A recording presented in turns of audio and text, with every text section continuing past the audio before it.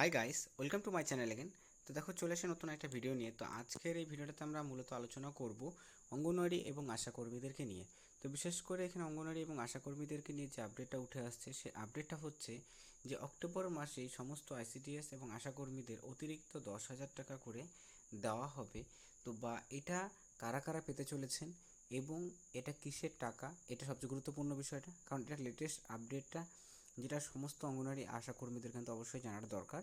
এবং এছাড়াও অঙ্গনওয়াড়ি যে সহায়িকারা রয়েছেন তাদেরও কিন্তু এই বিষয় নিয়ে একটা লেটেস্ট আপডেট উঠে আসছে। তো সেটা আমরা ভিডিওতে আলোচনা করব, যেটা দীর্ঘদিন ধরে কর্মীদের মধ্যে একটা দাবি দাওয়া ছিল যে তাদেরকে যাতে দেওয়া হয়। তো সেটা কি এবং কিসের টাকা দেওয়া হবে এবং এটার জন্য কর্মীদের কী করতে হবে, এবং এছাড়াও আরেকটা গুরুত্বপূর্ণ যে বিষয়টা থাকলো, যে এখানে কিন্তু এই টাকাটা সকলেই ডাইরেক্টলি কিন্তু পাবেন না। এই ক্ষেত্রে কিন্তু কিছু কিছু জিনিস যেগুলো কিন্তু অবশ্যই মাথায় রাখতে হবে, না হলে পরে কিন্তু সেই টাকাটা তারা সরাসরি ব্যাঙ্ক অ্যাকাউন্টে পাবে না। ঠিক আছে? এখন কি ভুল, কারণ অনেকের ক্ষেত্রে এই ভুলটা কিন্তু অবশ্যই হচ্ছে। তো সেক্ষেত্রে সেই ভুলটা কি, যেটা সকলে যাতে না রিপিট করে, তো এর জন্য ভিডিওটা শেষ পর্যন্ত দেখতে হবে। তাহলে তোমরা ডিটেলসে জানতে পারবে যে এখানে কী বিষয় নিয়ে কথা বলা হয়েছে, এবং তারপর নিজস্ব মতামত অবশ্যই জানাবে যে ভিডিওটা তোমাদের কেমন লাগলো। যদি ভিডিওটা ভালো লাগে লাইক করবে, চ্যানেল নতুন থাকে চ্যানেলটিকে সাবস্ক্রাইব করবে এরকম ভিডিওসগুলো সর্বপ্রথম পাওয়ার জন্য। তো চলো, সমস্যা না করে তোমাদের মেইন বিষয়টি ডিটেলসে আলোচনা করা যাক।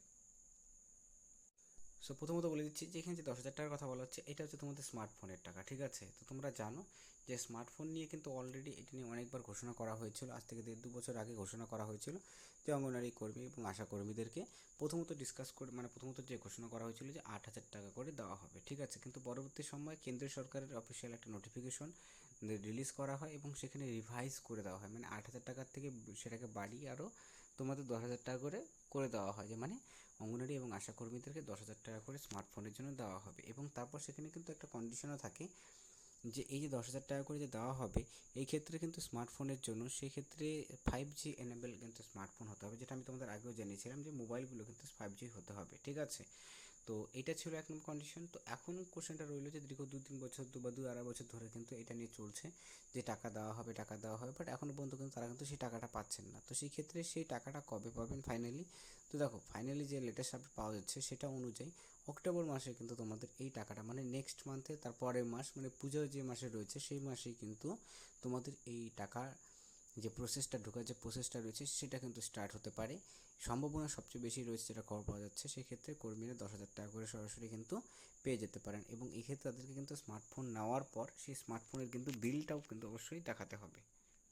বাট সে নিয়ে এখনও পর্যন্ত ক্লিয়ারিটি আসেনি, কারণ অনেকের কাছেই কিন্তু এখন স্মার্টফোন রয়েছে, কারণ অঙ্গনওয়াড়ি কর্মীদের, কারণ যেহেতু পোষণ টাকার অ্যাপসের কাজগুলো করতে হচ্ছে, তো সেক্ষেত্রে স্মার্টফোন ম্যাক্সিমাম, ম্যাক্সিমাম বলতে কি সকলের হাতেই স্মার্টফোনটা রয়েছে।